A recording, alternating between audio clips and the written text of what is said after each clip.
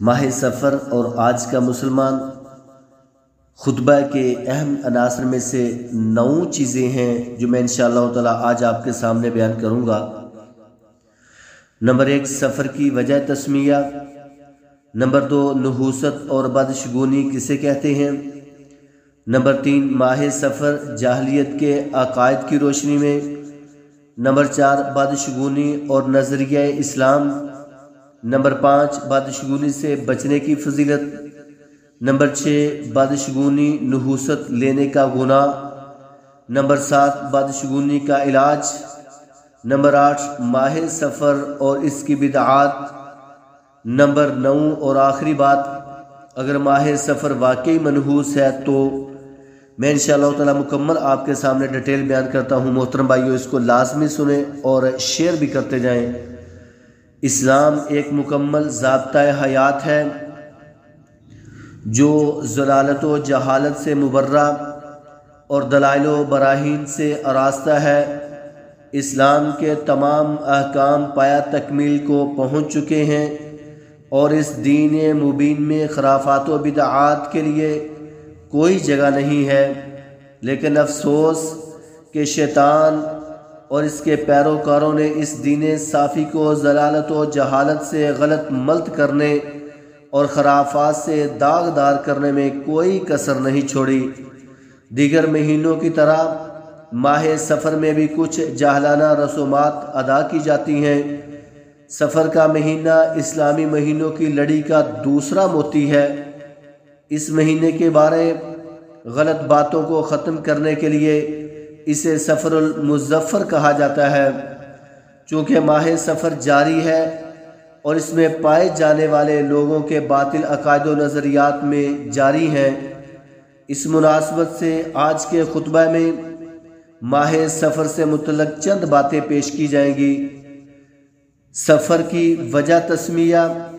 امام علی بن محمد علم الدین السخاوی رحمہ اللہ فرماتے ہیں، اہل عرب اس ماہ میں اپنے گھروں سے جنگ و جدال اور سفروں کے لیے نکل جاتے تھے اور ان کے گھر خالی ہو جاتے تھے، اسی لیے اس ماہ کو سفر کے نام سے موسوم کیا گیا ہے۔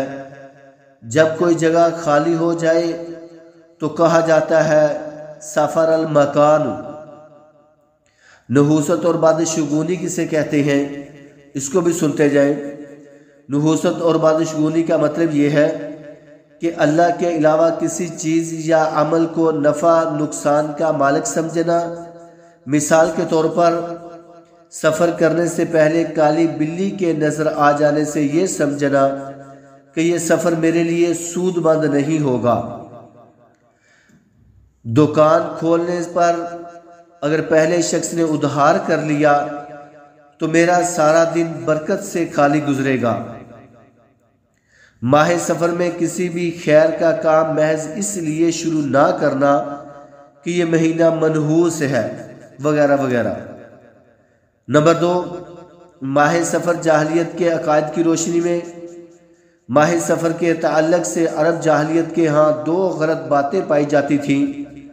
نمبر 1، اس ماہ کو وہ آگے پیچھے کر دیا کرتے تھے اور اعلان کروایا کرتے تھے کہ اس سال سفر کا مہینہ پہلے اور محرم کا مہینہ اس کے بعد ہوگا۔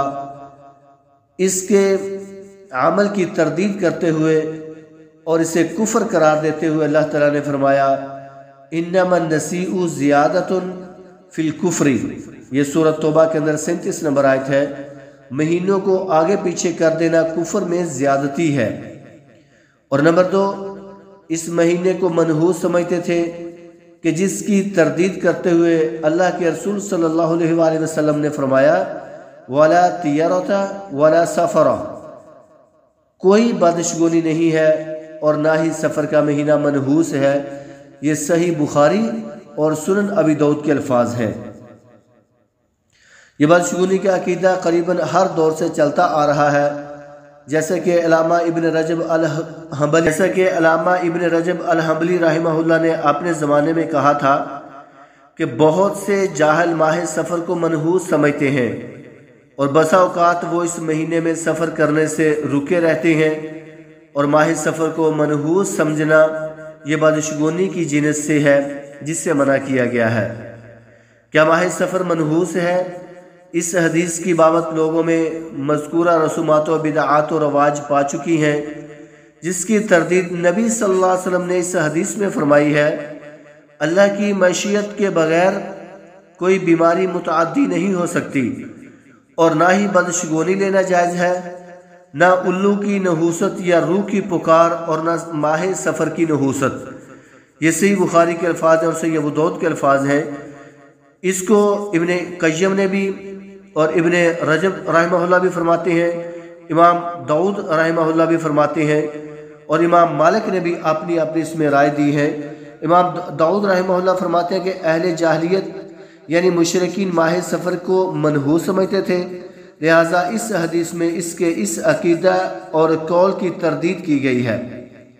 اور اسی طرح امام مالک رحمہ اللہ فرماتے ہیں کہ اہل جاہلیت ماہ سفر کو منحوس سمجھتے اور کہتے کہ یہ منحوس مہینہ ہے، چنانچہ رسول اللہ صلی اللہ علیہ وسلم نے اس کے لیے نظریے کو باطل قرار دے دیا۔ اور بھائی اور تیسری چیز اس کے حوالے سے میں چند باتیں آپ کو بتا دیتا ہوں۔ پہلی بات، سب سے پہلے اس بات کا یقین ضروری ہے کہ انسان نے جو بھی عمل کرنا ہے وہ رب تعالیٰ نے پہلے سے لکھ رکھا ہے۔ محض کسی چیز کے دیکھ لینے سے یا کوئی خاص دن یا مہینے سے اس کا کوئی تعلق نہیں ہوتا، جیسے کہ قرآن مجید میں اللہ تعالیٰ نے ارشاد فرمایا، سورۃ حدید کے اندر 22 نمبر آیت ہے، کوئی مصیبت نہ زمین پر پہنچتی ہے اور نہ تمہیں جانوں پر، مگر وہ ایک کتاب میں ہے اس سے پہلے کہ ہم اسے پیدا کر دیں۔ دوسری بات، انسان کے لیے اصلاحاً اگر نحوست کسی چیز میں ہے تو وہ اس کے اپنے اعمال بد ہیں، جیسا کہ رب تعالیٰ نے ارشاد فرمایا، سورۃ شورى کے اندر 30 نمبر آیت ہے، جو مصیبت بھی تم پر پڑتی ہے وہ تمہارے کیے ہوئے اعمال کی وجہ سے ہوتی ہے۔ ایک اور مقام پہ اللہ تعالیٰ نے سورۃ توبہ کے اندر 51 نمبر میں فرمایا، اے پیغمبر کہہ دیجئے ہمیں صرف اتنا ہی نقصان پہنچے گا جتنا اللہ عز و جل نے ہماری تقدیر میں ازل سے لکھ دیا ہے، وہی ہمارا حامی و ناصر ہے، اسی ذات پر مومنوں کو بھروسہ کرنا چاہیے۔ تیسری بات، سامعین کرام، یہاں یہ بات بطور خاص یاد رکھیں کہ کسی دن یا مہینے کو منحوس کہنے کا مطلب یہ ہے کہ نعوذ باللہ من ذالک ہم اللہ کو منحوس کہہ رہے ہیں، کیونکہ مہینہ زمانہ ہے اور زمانے کو برا کہنا در حقیقت اللہ کو برا کہنا ہے، جیسے اللہ تعالیٰ نے ارشاد فرمایا، جیسا کہ رسول اللہ صلی اللہ علیہ وسلم نے ارشاد فرمایا، صحیح بخاری کے الفاظ ہیں، اللہ تعالیٰ فرماتا ہے کہ ابن آدم مجھے تکلیف پہنچاتا ہے، وہ زمانے کو گالی دیتا ہے، حالانکہ میں ہی زمانہ ہوں، میرے ہی ہاتھ میں سب کچھ ہے، میں رات اور دن کو بدلتا رہتا ہوں۔ بدشگونی سے بچنے کی فضیلت، بدشگونی سے بچ کر رب العالمین پر پختہ ایمان توکل کرنے کا فائدہ یہ ہے کہ روز قیامت اللہ تعالیٰ ایسے شخص کو بغیر حساب کے جنت میں داخل فرمائے گا۔ چنانچہ رسول اللہ صلی اللہ علیہ وآلہ وسلم نے ارشاد فرمایا، مجھے میری امت کے بارے میں بتایا گیا کہ یہ آپ کی امت ہے، ان میں 70,000 ایسے لوگ ہیں جو پہلے جنت میں جائیں گے، ان پر کوئی حساب اور عذاب نہیں ہوگا۔ نبی اکرم صلی اللہ علیہ وآلہ وسلم نے فرمایا، میں نے پوچھا کہ یہ کس وجہ سے بغیر حساب اور عذاب کے جنت میں چلے جائیں گے؟ تو جبرائیل علیہ السلام نے ارشاد فرمایا کہ ان کی صفت یہ ہے کہ وہ اپنے جسم کو داغتے نہیں، نہ ہی دم کرواتے ہیں، نہ کسی چیز کو منحوس سمجھتے تھے، اور وہ اپنے رب پر توکل کرتے تھے۔ یہ صحیح بخاری کے اندر 6541 نمبر روایت ہے۔ تو محترم بھائیو، یقین کرو بہت ہی سمجھنے والی بات ہے۔ بدشگونی سے بچنے کے لیے بہترین حدیث ہے یہ کہ اپنے جسم کو داغنا بھی نہیں، نہ ہی دم کروایا کرتے تھے، اور نہ کسی چیز کو منحوس سمجھا کرتے تھے۔ ان کا اتنا توکل اور اتنا بھروسہ اللہ کے اوپر ہوتا تھا کہ وہ ہر چیز کو پیچھے چھوڑ دیتے تھے بدشگونی نحوست لینے کا گناہ، بدشگونی شرک ہے۔ سیدنا عبداللہ بن مسعود رضی اللہ تعالیٰ عنہ فرماتے ہیں کہ رسول اللہ صلی اللہ علیہ وآلہ وسلم نے ارشاد فرمایا الطیرۃ شرک، الطیرۃ شرک ثلاثا، کسی چیز کو منحوس خیال کرنا شرک ہے، کسی چیز کو منحوس خیال کرنا شرک ہے۔ آپ صلی اللہ علیہ وآلہ وسلم نے یہ بات 3 بار دہرائی۔ یہ سنن ابی داؤد کے الفاظ ہیں، البانی صاحب نے اس کو صحیح قرار دیا ہے۔ اسی طرح عبداللہ بن عمر رضی اللہ عنہ فرماتے ہیں کہ رسول اللہ صلی اللہ علیہ وسلم نے ارشاد فرمایا، یہ مسند احمد کے الفاظ ہیں، جسے نحوست اس کے کام سے روک دے تو اس نے شرک کیا۔ مولانا عبد الرحمن مبارک پوری صاحب فرماتے ہیں کہ آپ کا فرمان بدشگونی شرک ہے، یعنی لوگوں کا یہ عقیدہ تھا کہ بدشگونی کسی چیز کو منحوس سمجھنا نفع لاتی ہے یا نقصان دور کرتی ہے، تو جب انہوں نے اسی عقیدے کے مطابق عمل کیا تو گویا انہوں نے اللہ تعالیٰ کے ساتھ شرک خفی کا ارتکاب کیا، اور لوگوں کو کہتے ہیں کہ اس کا مطلب یہ ہے کہ جو لوگ یہ عقیدہ رکھتے ہیں کہ اللہ تعالیٰ کے علاوہ کوئی اور چیز بھی نفع یا نقصان کی مالک ہے تو اس نے شرک اکبر کا ارتکاب کیا۔ یہ تحفۃ الحافظی کے اندر یہ الفاظ ہیں۔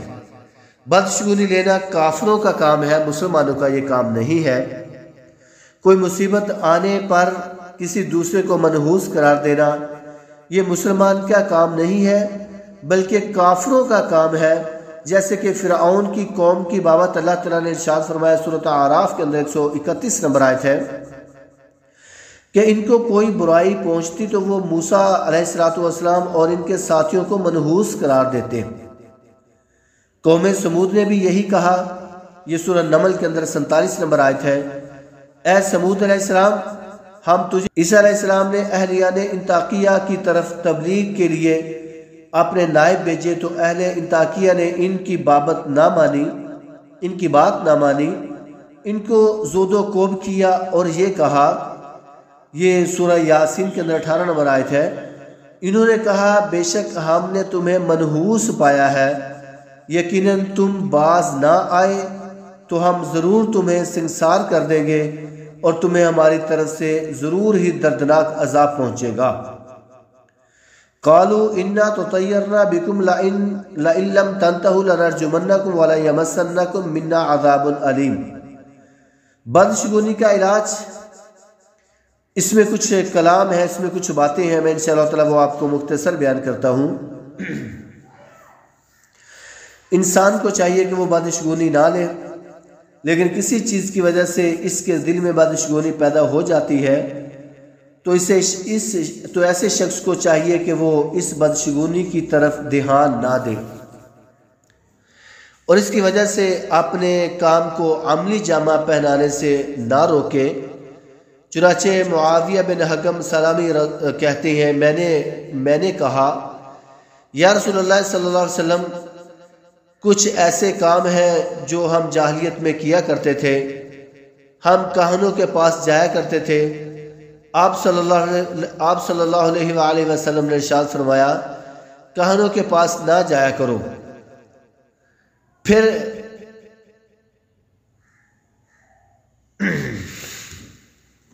کہتے ہیں، پھر میں نے کہا کہ ہم نحوست پکڑا کرتے تھے تو آپ صلی اللہ علیہ وآلہ وسلم نے ارشاد فرمایا، بدشگونی ایک ایسی چیز ہے جس کو تم سے بعض لوگ اپنے نفس میں محسوس کرتے ہیں، لیکن بدشگونی تم کو کسی کام کو انجام دینے سے نہ روکے۔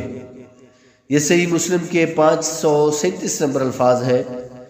دوسرا کام، بلا جھجک اللہ پر بھروسہ کرتے ہوئے اپنے کام کو، اور جو کچھ اس کے دل میں ہوگا وہ اللہ پر توکل کی وجہ سے اللہ اس کو ختم کر دے گا۔ چنانچہ سیدنا عبداللہ بن مسعود رضی اللہ تعالیٰ عنہ بیان کرتے ہیں کہ رسول اللہ صلی اللہ علیہ وآلہ وسلم نے سنن ابی داؤد کے اندر فرمایا، اور ہم میں سے کسی کو کوئی نہ کوئی وہم ہو ہی جاتا تھا، لیکن اللہ تعالیٰ توکل کی وجہ سے اسے ختم کر دیا کرتے تھے۔ تیسری بات، اگر کوئی بادشگونی کی وجہ سے اپنے کام کو انجام نہ دے سکے تو شرک کا مرتکب ہوگا، اور اس کا کفارہ یہ ہے کہ وہ دعا پڑھ کر اللہ تعالیٰ سے معافی مانگے۔ چنانچہ عبداللہ بن عمر رضی اللہ تعالیٰ عنہ فرماتے ہیں رسول اللہ صلی اللہ علیہ وآلہ وسلم نے ارشاد فرمایا، جسے نحوست اس کے کام سے روک دے تو اس نے شرک کیا۔ صحابہ نے عرض کیا اللہ کے رسول، اس کا کفارہ کیا ہوگا؟ یہ ہے اللہم لا خیر الا خیرک ولا طیر الا طیرک ولا الہ غیرک۔ اے اللہ، تیری بادشگونی جو کہ تیرے ہی حکم سے ہوتی ہے، اس کے علاوہ کوئی بادشگونی نہیں ہے، اور تیری بلائی کے علاوہ کوئی بلائی نہیں ہے، اور تیرے علاوہ کوئی سچا معبود نہیں ہے۔ یہ مسند احمد کے الفاظ ہیں۔ ماہ سفر اور آج کا مسلمان، بس آخری چند ایک دو باتیں میں کر کے اپنی بات کو ختم کرتا ہوں۔ قبل از اسلام اہل جاہلیت ماہ سفر کو منحوس خیال کرتے اور اس میں سفر کرنے کو برا، اسی طرح دور جاہلیت میں ماہ سفر میں جنگ و قتال کو حرام خیال کیا جاتا تھا، اور یہ حرمت قتال ماہ سفر تک برقرار رہتی، لیکن جب سفر کا مہینہ شروع ہو جاتا جنگ و جدال دوبارہ شروع ہو جاتے، لہٰذا یہ مہینہ منحوس سمجھا جاتا تھا۔ عرب کے لوگ ماہ سفر کے بارے میں عجیب و غریب خیالات رکھتے ہیں۔ وقت گزرنے کے ساتھ اس عقیدے میں کوئی تبدیلی واقع نہیں ہوئی۔ افسوس سے کہنا پڑتا ہے کہ آج کے اس پڑھے لکھے معاشرے میں بھی عوام الناس ماہ سفر کے بارے میں جہالت اور دین سے دوری کے سبب ایسے تہمات کا شکار، دین اسلام سے دور کا بھی واسطہ نہیں ہے۔ یہ اسی قدیم جاہلیت و جہالت کا نتیجہ ہے کہ متعدد صدیاں گزرنے کے باوجود آج بھی عوام الناس میں وہی زمانہ جاہلیت جیسے خرافات موجود۔ ماہ سفر اور اس کی بدعات۔ نمبر 1، اس ماہ میں مصائب و آلام کی ہوائیں پوری تیزی کے ساتھ چلنے لگتی ہیں، اور غم و تکلیف کے دریا تند و روانی کے ساتھ بہنے لگتے ہیں، یعنی سال میں 10,80,000 بلائیں اور مصیبتیں نازل ہوتی ہیں، ان میں صرف ایک مہینہ سفر میں 9 لاکھ۔ نمبر 2، بعض بد عقیدہ مسلم خواتین اس مہینے کو تیرات تیری یا تیرا تیری کے نام سے موسوم کرتی ہیں، چنانچہ وہ اس مہینے کو منحوس خیال کرتی ہوئی چنے ابال کر اس مہینے میں صدقہ کرتی ہیں تاکہ اس نحوست سے محفوظ رہیں۔ نمبر 3، بعض لوگوں کا عقیدہ ہے کہ یہ مہینہ رحمتوں اور برکتوں سے خالی رہتا ہے، اسی لیے اس سے نحوست پکڑتے ہیں۔ نمبر 4، بعض لوگ جب سفر کی 25 تاریخ کو اپنے کسی کام سے فارغ ہوتے ہیں تو اس کی تاریخ لکھتے ہوئے کہتے ہیں خیر کے مہینہ 25 تاریخ کو یہ کام ختم ہوا۔ یہ بدعت کا علاج بدعت کے ذریعے ہے۔ یہ مہینہ نہ تو خیر کا ہے اور نہ ہی شر کا۔ نمبر 5، بعض لوگوں نے یہاں نئے شادی شدہ جوڑوں کو اس ماہ کے ابتدائی 13 دنوں میں ایک دوسرے سے الگ رکھا جاتا ہے، انہیں ایک دوسرے کی صورت تک نہیں دیکھنے دی جاتی، حتیٰ کہ عام شوہر اور بیوی کو بھی 3 دن تک ایک دوسرے سے الگ رکھا جاتا ہے تاکہ وہ نحوست کا شکار نہ ہو جائیں۔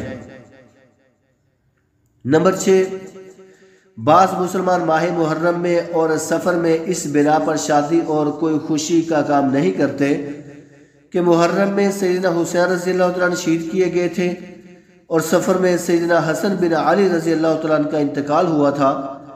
نمبر 7، ماہ سفر کی بدعات میں سے ایک بدعت یہ بھی ہے کہ بہت سے لوگ اس ماہ کے آخر میں مغرب و عشاء کے درمیان مسجدوں میں جمع ہوتے ہیں اور ایک ایسے کاتب کے پاس حلقہ بنا کر بیٹھتے ہیں جو انہی کاغذ پر انبیاء علیہ السلام کے اوپر سلام والی آیتوں کو لکھ کر دیتا ہے۔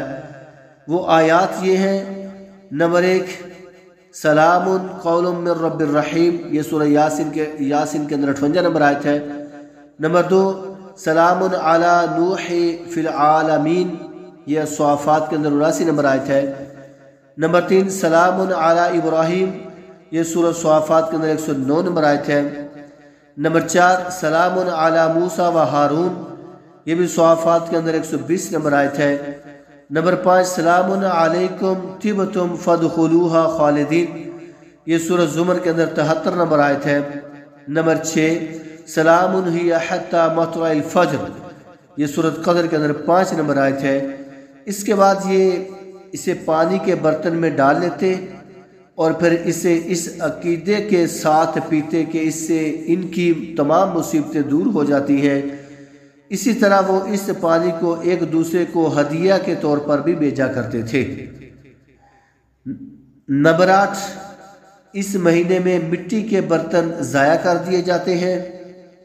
نمبر 9 ماہ سفر کے آخری بدھ یعنی چہارشنبہ کو جلوس نکالنا اور بڑی بڑی محفلیں منعقد کر کے خاص قسم کے کھانے اور حلوے تقسیم کرنا اور چوری کی رسم ادا کرنا۔ اسی بات کو واضح کرتے ہوئے علامہ رشید احمد گگوئی حنفی رحمہ اللہ فرماتے ہیں آخری چہارشنبہ کی کوئی اصل نہیں، بلکہ اس دن جناب رسول اللہ صلی اللہ علیہ وسلم کو شدت مرض واقع ہوئی تھی، یہودیوں نے خوشی منائی تھی، وہ اب جاہل ہندوؤں میں بھی رائج ہو چکی ہے۔ احمد رضا خان نمبر 10 اور آخری باتیں، سفر المظفر اور 13 تیزی مغربی دنیا 13 کے عدد کو منحوس سمجھتی ہے۔ یہی فاسد خیالات مسلم قوم میں در آئے ہیں، اس لیے سفر کی خصوصاً ابتدائی 13 تاریخوں کو منحوس گمان کیا جاتا ہے۔ ان ابتدائی 13 دنوں کو 13 تیزہ کا نام دیا جاتا ہے۔ ان کی نحوست کو زائل کرنے کے لیے مختلف عملیات کیے جاتے ہیں، حالانکہ یہ سب جہالت کی باتیں ہیں۔ دین اسلام کے سنہری اوراق ایسے تہمات سے پاک ہے، اور ان دنوں میں سے کسی دن کو منحوس سمجھ کر شادی سے رک جانے کی کوئی بھی اسلام میں کوئی گنجائش نہیں ہے۔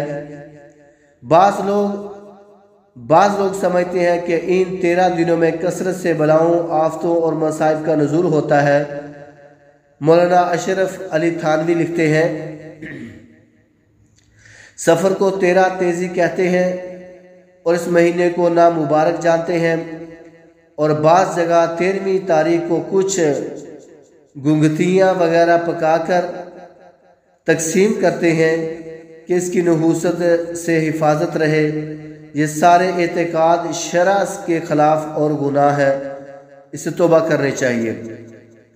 علامہ وحید الزماں لکھتے ہیں افسوس کہ اب تک ہندوستان کے مسلمان ایسے واہی خیالات میں مبتلا ہے کہ کسی تاریخ کو منحوس کہتے ہیں، کسی دن کو نامبارک جانتے ہیں، 13 تیزی کے صدقے نحوست کو دفع کرنے کے لیے نکالتے ہیں۔ اسلام میں ان باتوں کی کوئی اصل نہیں ہے، سب دن اللہ کے ہیں، اور جو اس نے تقدیر میں لکھ دیا ہے وہ ضرور ہونے والا ہے۔ نجومی اور پنڈت سب جھوٹے ہیں، لغات الحدیث کے الفاظ ہیں۔ اللہ تعالی ہم سب کو صحیح معنوں میں عمل کرنے والا بنا دے اور اس کو صحیح معنوں میں سمجھنے والا بنا دے۔ اقول قولی ھذا استغفر اللہ لی و لکم۔